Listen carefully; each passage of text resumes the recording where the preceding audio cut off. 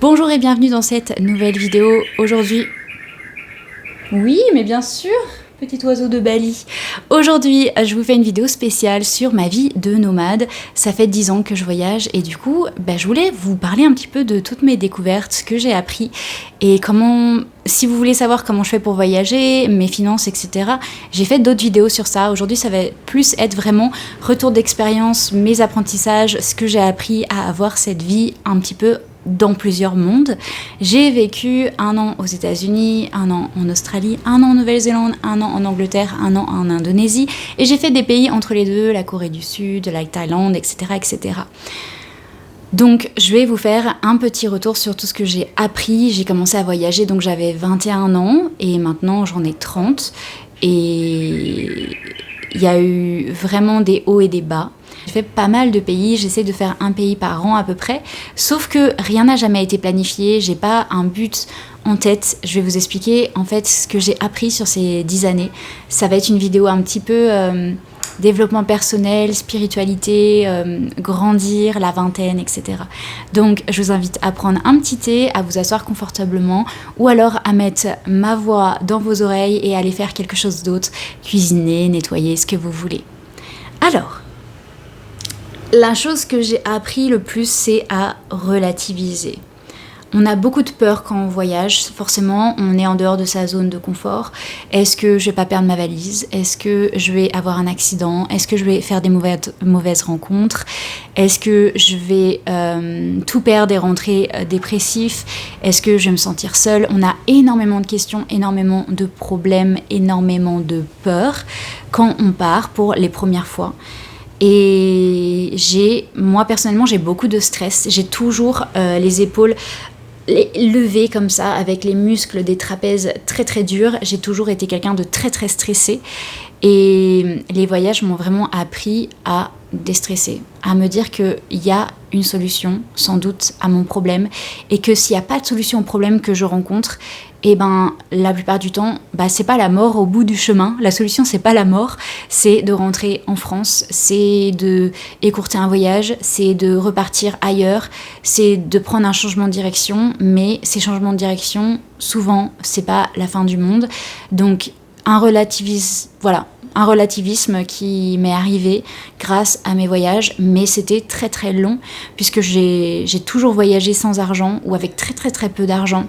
Donc j'avais jamais vraiment un coussin de sécurité monétaire qui me faisait me dire bon, s'il y a un souci, je prends un avion. Il fallait toujours que je lutte et je survive, et ça m'a beaucoup stressée, mais ça m'a aussi beaucoup appris. Ce qui est génial quand on voyage sans argent, c'est qu'on se rend compte que en fait l'argent, c'est vraiment dans la tête. C'est dans la tête. Si déjà on apprend à minimaliser, à utiliser moins de choses, à vouloir moins de choses et à juste kiffer le moment présent. Pourquoi ? Parce que c'est pas grave si on peut pas s'acheter un objet, c'est pas grave si on peut pas faire cette expérience qui coûte 100 €. Parce qu'on est déjà en train de vivre quelque chose, on est déjà dans un autre pays, on regarde les rues, on regarde les gens, on regarde les moyens de transport. Juste être là dans la rue, c'est gratuit et ça nous emmène déjà dans un autre monde avec une vraie expérience au bout. Donc déjà, ce minimalisme de vie, on l'apprend à travers les voyages quand on voyage sans argent. Quelque chose qui m'a fait beaucoup déstresser, c'est me rendre compte qu'il me fallait que 3 choses. Dans ma journée, si j'avais ces 3 choses de planifier, c'était une bonne journée, tout allait bien. C'était savoir où je vais dormir ce soir, pas demain soir, juste ce soir. Est-ce que j'ai un lit pour ce soir? Est-ce que j'ai un endroit par terre pour dormir? Est-ce que je peux manger aujourd'hui? Est-ce que j'ai assez d'argent pour manger? Ou est-ce que la famille chez qui j'habite peut me donner à manger? Enfin bref, est-ce que je suis nourrie aujourd'hui? Et la dernière petite chose qui n'est pas obligatoire, mais qui vraiment... c'est un confort de vie, et puis même au niveau social, c'est quand même important, c'est d'avoir de l'eau pour se doucher. Tout simplement, est-ce que je peux me doucher aujourd'hui à la plage, derrière mon van, à l'hostel du coin, je leur donne 1 €, ils me laissent se doucher. Je peux même aller demander à quelqu'un du village, aller taper à leur fenêtre et demander si je peux utiliser la douche. Enfin bref, il y a toujours une solution à son problème, entre guillemets, ces petits problèmes-là, mais vraiment, si je sais où dormir, ce que je vais manger, et que je peux prendre une douche, ces 3 conditions sont remplies, normalement j'ai pas d'autre stress pour le moment dans ma journée. Quand quelque chose de vraiment grave m'arrive, je vois en fonction de la situation, et c'est là qu'on apprend vraiment à croire avoir confiance en son instinct. Ce que je veux dire, c'est que, par exemple, j'ai fait du stop en Nouvelle-Zélande et que des fois, pour moi, j'étais tellement dans une mauvaise situation que j'allais monter avec des chauffeurs routiers, avec des gens qui avaient même l'air alcoolisés des fois. Et en fait, je trouvais une solution. Je prenais une mauvaise décision en montant dans le camion avec eux. Et puis, je sentais qu'il y a quelque chose qui allait pas. Que ça soit un instinct ou juste des propos qu'ils avaient ou juste leur façon de me regarder ou quoi. Et j'étais toute seule. Et en fait, je trouvais une solution au danger qui m'arrivait. Et soit je mentais, en fait je mentais tout le temps. J'ai un ami qui vient de m'envoyer un texto, il va me retrouver au carrefour juste là, vous pouvez me laisser ici. Et pas leur laisser le temps de réfléchir, sortir de la voiture et partir. Il y a plein de moments comme ça où en fait au final on prend une mauvaise décision, mais on peut quand même revenir en arrière. Ça, c'est très important. Je pense que les gens qui ont peur, ils se rendent pas compte de ça. On n'est pas à une seule décision de faire une bêtise. On est souvent à 2, 3, 4 décisions de faire une bêtise. Mauvaise, plus mauvaise, plus mauvaise. Et il y a un moment donné, dans ce schéma où on fait que des mauvaises décisions, on se rend compte de sa connerie et on peut encore revenir en arrière. Il y a une fois, en Corée du Sud, je suis vraiment pas fière, je suis montée avec un Iranien qui voulait absolument me ramener à Séoul. Et en fait, j'ai eu un problème. Vraiment, je pouvais pas, j'avais pas d'argent. Les trains marchaient pas, je pouvais pas aller à Séoul, je trouvais pas la solution. Et lui, il arrive, il me dit je t'amène en voiture. Je me suis dit regarde pas le mal partout, c'est bon, il va juste t'emmener à Séoul. Et sur le chemin, il commence à me dire déjà très mauvais conducteur, j'ai cru que j'allais vomir 4 fois, donc déjà physiquement j'étais pas au top de ma forme. Et il commence à me dire ouais mais je t'emmène chez moi, tu peux dormir chez moi, nanana. J'étais là non je veux rentrer à l'hostel. Et il arrêtait pas de m'inviter chez lui. Et là j'ai senti qu'il y avait un souci. Et j'ai une chance, et ça, faut pas vraiment croire en la chance. Elle est là pour vous aider quand vous avez pris une mauvaise décision. Je commence à me dire, qu'est-ce que je fais ? Il y a l'autoroute, on va super vite, il va pas s'arrêter. Enfin, je fais quoi ? Je suis dans un pays où je parle la langue à un niveau A1. Comment je vais faire ? Et là, quelqu'un l'appelle. C'est une femme. Et je comprends un peu le coréen, et je comprends qu'il y a un problème avec des sacs, avec des valises. Du coup, je le sens énervé, je le sens, il y a un problème. Et il raccroche, je dis c'est quoi le problème ? Kabang, il y a un problème avec les sacs. Il me dit je me suis trompée de valise, ils m'attendent à l'aéroport, je dois y retourner, je suis désolée. Et j'étais là non mais il n'y a pas de souci, j'ai juste pas parlé, j'ai dit il n'y a pas de souci, on retourne à l'aéroport, j'ai que ça à faire. On retourne à l'aéroport, donc peut-être un quart d'heure de voiture. Et là, au moment où on arrive, pour pas qu'il ait le temps de réfléchir à ce qu'on allait faire, au moment où on arrive à l'aéroport, je dis vous savez quoi, je prends mon sac, je vais prendre le train. Je lui ai pas dit, j'ai un ami qui m'attend, il savait que je connaissais personne, mais j'ai dit en fait il y a le train derrière et je suis trop malade en voiture. Je me lève, je sors, j'ouvre, je prends ma valise. Il a pas le temps de réfléchir et puis il doit aller chercher sa valise, échanger ses valises, il a d'autres choses à faire. Et voilà, vous êtes toujours à un mouvement de vous dire si j'ai pris une mauvaise décision, en fait il y a sans doute un moyen que je puisse m'en sortir. Des mensonges, tout ce que vous voulez, mais vous inquiétez pas, ne vous inquiétez pas, vous n'êtes pas stupide. Au moment où il va vous arriver un truc, vous allez trouver la combine. Bon là j'ai eu de la chance qu'il a été appelé, mais je suis sûre que sur le chemin, on se serait peut-être arrêté pour de l'essence ou pour aller faire pipi, et là j'aurais dit un truc n'importe quoi. J'aurais dit peut-être à une personne qui est là en coréen, faites croire que vous me connaissez, j'ai peur de ce monsieur, je le connais pas, et il m'aurait aidé. Et ça, n'oubliez pas, les gens autour de vous, la grande majorité des gens, 99% des gens autour de vous, ils vous veulent que du bien, ok ? Ils vont vous aider si vous avez un problème. Et ça, n'oubliez pas, dans le voyage, mais même dans votre pays, les Français, ils ont vraiment l'air pas cool. Je le sais, les Français sont pas bienveillants. Mais si vous arrive quelque chose, on va vous aider. N'oubliez pas, l'aide est autour de vous. Relativiser, savoir qu'il y a sans doute une solution, qu'on peut revenir en arrière si on a pris une mauvaise décision, mais surtout les gens sont là pour vous aider. Quand vous avez un gros problème, les gens ils vous laissent pas comme ça. Tout n'est pas par rapport à l'argent. C'est pas parce que je me suis blessée et qu'on doit m'emmener à l'hôpital que quelqu'un va me faire payer sur le chemin le fait qu'il m'a emmenée en bicyclette. Je sais pas comment vous expliquer, mais une fois je me suis blessée, je suis tombée dans la nuit. Les balinais sont venus me chercher. Bon après c'est des balinais, c'est aussi des amours. Ils sont venus me chercher, ils m'ont porté jusqu'à chez moi, ils m'ont soignée, ils m'ont mis des pansements, ils se sont occupés de moi comme leur propre enfant parce que j'étais dans et ça c'est l'humain. L'humain il a l'instinct d'aide. L'instinct de survie et l'instinct d'aide. Et du coup, à chaque fois que je me suis trouvée dans des mauvaises passes, il y a toujours quelqu'un qui m'a tendu la main. Vraiment, je rigole pas. Il y a très peu de fois où j'ai eu un gros problème où personne n'était là à me dire viens, je vais t'aider. Tu peux pas manger, mange ça. Une autre leçon que j'ai apprise, c'est sur donc, les relations, la solitude, se faire des amis. Et je pense qu'en premier, c'est l'instinct. Vous avez vraiment c'est un peu spirituel là où je vais partir, mais vous avez des vibrations. Moi, je crois vraiment à l'énergie, les vibrations. Je suis pas prof de yoga pour rien, qui peut vous aider à tout de suite voir quand vous rencontrez une personne si c'est une bonne ou une mauvaise personne. Et plus on grandit, plus on vieillit, plus on arrive à avoir un instinct assez fort sur ça, parce que évidemment on a fait des mauvaises rencontres dans sa vie, et vraiment croire cet instinct sur les gens.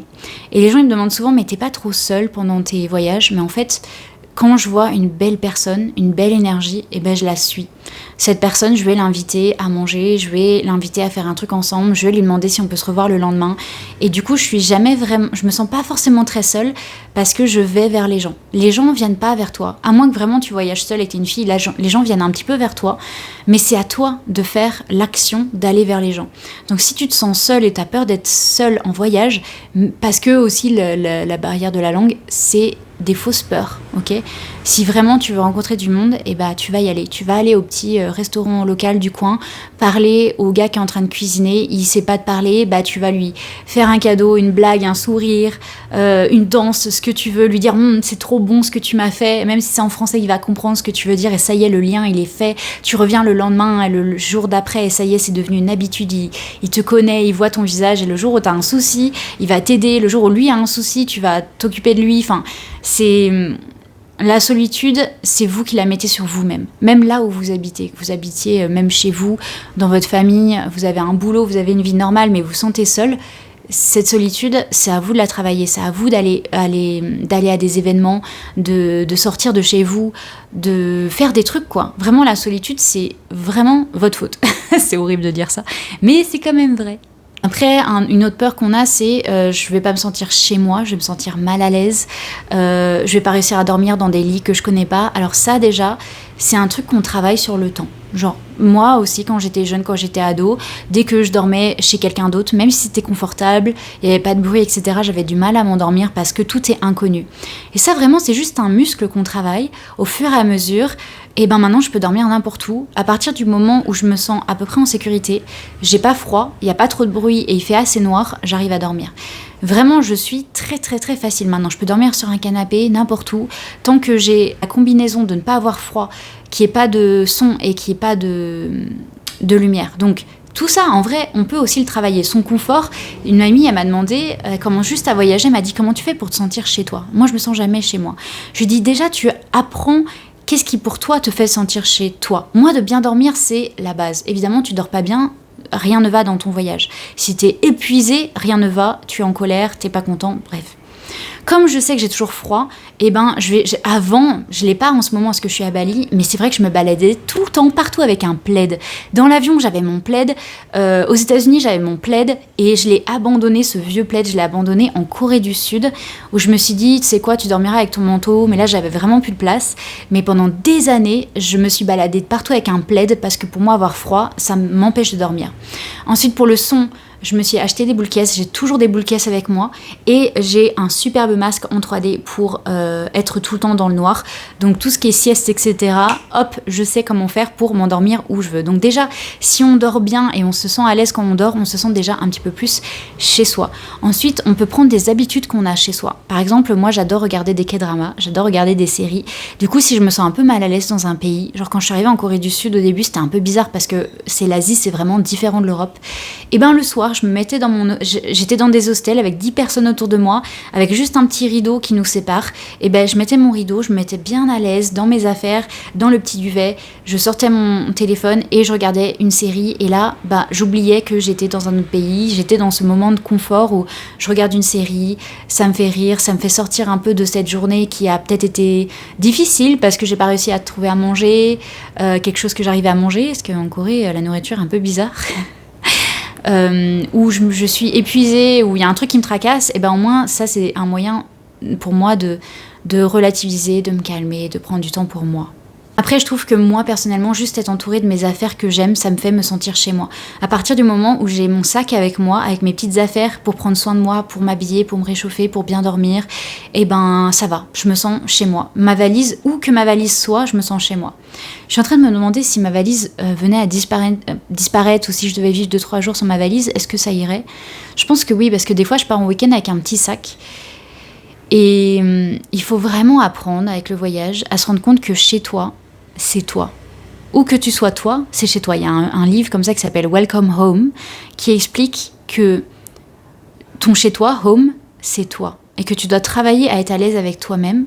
Et qu'à partir du moment où tu as confiance en toi, et que tu t'aimes un minimum et que tu as confiance en toi, que tu prends soin de toi, et bah du coup, cette confiance fait que tu te sens à la maison où que tu sois parce que quelqu'un prend soin de toi. Et c'est toi. T'as besoin de rien d'autre. T'as pas besoin de ton sac, t'as pas besoin de ton plaid. Tu es là. Tu vas prendre soin de toi. Il faut avoir... Le voyage, vraiment, ça m'a donné confiance en moi. La plus grande leçon que j'ai eue, je pense que c'est le fait que l'argent n'a pas d'importance. Vraiment, cette année, j'ai appris que l'argent n'existait même pas. On le sait tous que c'est des papiers imprimés ou des numéros sur un compte en banque, mais vraiment, ça n'existe pas. Et il faut vraiment travailler sur cette idée, cette pensée que l'argent n'existe pas, parce que ça nous rassure énormément de se dire, en fait, le numéro qu'il y a dans mon compte en banque n'a pas d'importance sur mon bonheur.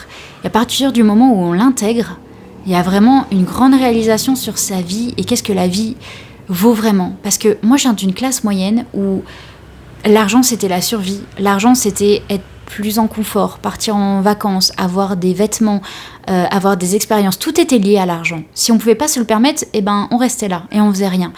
Mais en fait, la vie, c'est pas du tout ça. Ça n'a aucun lien avec l'argent. On peut partir dans une grande aventure dans sa tête, on peut partir dans une grande aventure dans sa rue. L'air, merci mon Dieu, est encore gratuite. Et je comprends que ça paraît très cliché de dire que l'argent, c'est rien, mais quand tu l'intègres vraiment, ce concept, ça change la vie.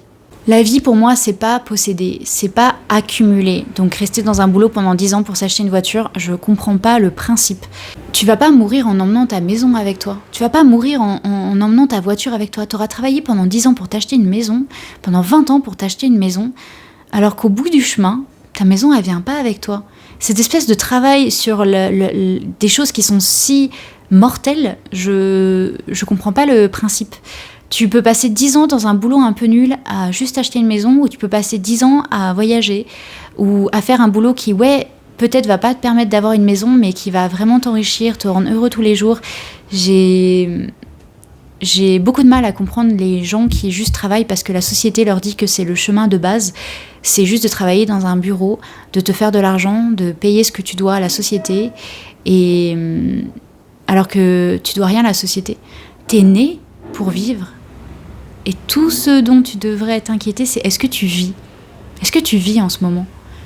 Ou est-ce que tu as une routine qui fait que tu te rends même pas compte que tu es en train de respirer de l'air, que tu as un corps, que... Ouais, je pense que la spiritualité, ça m'a beaucoup aidé à atteindre un niveau de bonheur et un niveau de réalisation sur ce qu'est la vie et ce que je veux attendre de la vie sans regret. Et le voyage, ça m'a appris ça par rapport aux gens que j'ai rencontrés. Beaucoup de gens commencent à voyager tard, 40 ans, 50 ans, et ils me voient, mais en Nouvelle-Zélande. Je vous donne une petite anecdote. Je travaillais comme serveuse en Nouvelle-Zélande, vraiment le boulot nul, au milieu de nulle part. Et en plus, j'étais même pas payée, j'étais juste nourrie et logée parce que j'avais tellement pas d'argent que je trouvais pas un boulot. Je me suis dit, si tu veux survivre, faut au moins te nourrir et te loger. Donc, j'ai fait du LPX, du woofing et tout ça. Et donc, je suis serveuse dans un petit pub en Nouvelle-Zélande.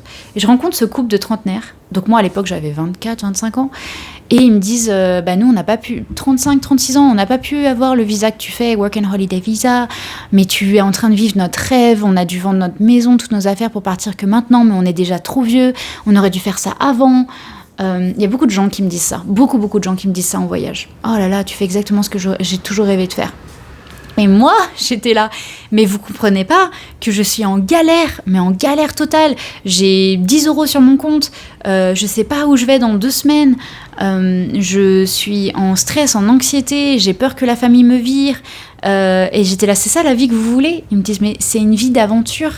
Tu te rends pas compte de tout ce que tu es en train d'apprendre, de ce chemin complètement à côté que tu es en train de prendre par rapport aux gens, que de cette réalisation de la liberté que tu as, de ton indépendance.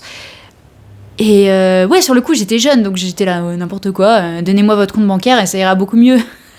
Vraiment, j'étais là, mais de où ils étaient jaloux de ma situation, alors qu'ils étaient trentenaires, qu'ils avaient tout mis de côté, qu'ils devaient avoir au moins 30 000, 50 000 € de côté, et ils étaient en train de me dire que ma vie était meilleure que la leur, alors que j'avais rien, que j'avais aucun futur, que je ne connaissais pas le yoga, que j'avais aucune idée de carrière, que j'étais paumée. J'étais une paumée négative.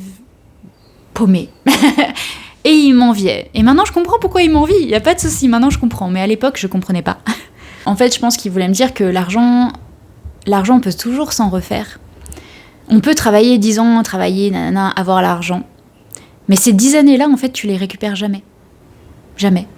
L'argent part et puis il finit par revenir. On peut toujours prendre un autre boulot, on peut toujours trouver un moyen de survivre sans argent, avec argent. Mais par contre, le temps, il revient pas. Si tu passes ta vingtaine à être ambitieux, à dire je vais monter tous les grades de mon entreprise pour être manager de groupe, nanana, il faut vraiment que tu te demandes, c'est vraiment ça qui me rend heureux, c'est ça ma vie ? Là, si je meurs dans une semaine, j'aurais été heureux d'avoir passé ma vingtaine à faire ça ou ma trentaine à faire ça. Et moi, je m'étais juste dit que j'allais voyager ma vingtaine. Peut-être. Vraiment, en fait, j'ai pas voulu voyager toute ma vingtaine, ça s'est juste présenté comme ça. À chaque fois que je rentrais en France, j'étais mal, je voulais repartir. Et j'avais peur d'avoir un problème psychologique. Et j'en ai parlé à une psy cette année, parce que j'allais avoir 30 ans et je m'étais dit, à 30 ans, j'arrêterai de voyager. Et c'est pas arrivé. J'avais encore envie de partir alors que j'avais 30 ans. Donc je suis allée voir une psy et je lui ai dit, mais c'est quoi mon problème ? Est-ce que je cours loin d'un problème ? Est-ce que je fuis quelque chose ? Est-ce que partir pour moi, c'est fuir ? Et elle m'a dit, tout simplement, est-ce que tu es heureuse quand tu voyages ? Vraiment, pense à tes journées, tu te réveilles, tu es dans ce pays, tes activités, la personne que tu es, est-ce que tu t'aimes, est-ce que tu es heureuse quand tu voyages ? Oui, plus heureuse que quand je suis en France. Voilà, c'est pour ça que tu y vas. Et pas à se poser 1000 questions de c'est quoi mon problème psychologique, de ma famille, de mes amis, de ce que j'ai vécu avant qui font que je voyage. Non, je suis pas cassée, c'est juste que j'ai une expérience différente. Et du coup, peut-être que l'année prochaine, je vais me poser et pendant 5 ans, je restais au même endroit. Ce qui est génial avec le voyage, c'est que ça peut s'arrêter à n'importe quel moment. On peut se dire, je voyage 1 an, et puis revenir au bout de 6 mois. Et ça, les gens, ils ont une autre peur par rapport à ça. C'est vraiment de se dire, mais 1 an, mais je tiendrai jamais. Mais c'est pas grave. Personne te demande de tenir pendant 1 an. Tu peux toujours revenir sur tes décisions. Tu vas dans l'école que t'aimes pas, tu quittes ton école. Tu vas dans un boulot que t'aimes pas, tu quittes ton... Qui va venir te chasser ? Qui va venir te tuer si tu changes le cours de ton année ? C'est pas grave. Il y a plein de gens qui vont en Nouvelle-Zélande pour vivre la vie d'aventure et puis au bout de 6 mois, ça les saoule et ils rentrent en France et puis ils ont une vie de bureau. Voilà, j'ai un collègue qui est comme ça. J'avais un collègue comme ça qui était parti. Au bout de 6 mois, il est rentré en mode en fait, je m'ennuyais. Ma famille me manquait, mes amis me manquaient. Ce qui est génial, c'est que comme il a essayé de voyager, c'est là qu'il s'est rendu compte qu'il était ultra bien dans sa vie en France. Parce que ça fait un moment de comparaison où on se rend vraiment compte de qui on est, est-ce qu'on veut, est-ce qu'on aime. Voilà. Et enfin, la dernière chose que j'ai découverte, c'est les gens, ils me disaient tout le temps, oui, Blanche, j'aimerais trop partir, mais je sais pas, j'ai mon petit boulot en France et tout ça, j'ai peur de faire une bêtise. Et moi, je leur dis, c'est très simple. C'est très simple. Est-ce que tu y penses tous les jours ? Est-ce que tu as l'impression d'avoir une petite flamme à l'intérieur de toi qui va jamais, jamais, jamais s'éteindre ? Cette flamme du voyage, cette flamme de « et si j'y allais ?» C'est la flamme des regrets. C'est la flamme qui te dit « si tu le fais pas, je vais rester là. » Toute ta vie. Et sur le lit de ta mort, je serai encore allumée. Et tu me diras « désolée, j'ai pas utilisé ton énergie pour partir. » Et c'est les regrets. Et je vous rappelle que les personnes qui sont sur leur lit de mort, elles disent toujours 2 choses. J'aurais dû passer plus de temps avec les gens que j'aime, rencontrer plus de gens, être avec ma famille, avec mes amis. Et la deuxième chose, c'est j'aurais dû moins travailler. J'aurais dû prendre plus de plaisir dans les petites choses, moins travailler, faire plus d'activités, découvrir plus de choses. Et on a une liste dans notre tête, on se dit un jour j'essaierai de jouer au ukulélé, un jour j'essaierai de danser, un jour j'essaierai de faire du yoga, un jour j'essaierai ça. Cette carrière, elle m'irait peut-être bien. Et en fait, on le fait jamais. On a l'impression qu'on a plusieurs vies, qu'on a vraiment que notre vie est illimitée, mais c'est tellement faux. C'est tellement faux. Puis un jour, on ouvre les yeux, mince, ça fait 10 ans. Ça fait 10 ans. Trop tard. Voilà, donc essayez pas d'avoir ce trop tard et dites-vous que vous pouvez revenir en arrière. Et si vous avez la flamme, il faut y aller. Il faut y aller. Même si ça se passe bien. Non, je veux dire, si vous avez la flamme et que vous y allez, vous rêvez d'aller en Nouvelle-Zélande, vous y allez. Et en fait, vous êtes déçu. Au moins, la flamme, elle va disparaître. La flamme, elle va vous laisser tranquille. Elle va dire, tu sais quoi ? Tu m'as essayé. T'as essayé d'aller en Nouvelle-Zélande, t'as pas aimé. Maintenant, la flamme va se dissiper et vous allez pouvoir rentrer en paix. Et sur votre lit de mort, vous direz, j'ai essayé, mais c'était pas pour moi. Ou c'était pour moi, ça a changé ma vie. mais au moins vous l'aurez fait. Voilà. J'espère que ça vous a plu. Si vous avez des questions, n'hésitez pas à me demander dans les commentaires ou me suivre sur Instagram sur Blanche Inspire. J'espère que ça vous a inspiré du coup. Passez une très bonne journée ou une très bonne nuit. Bye!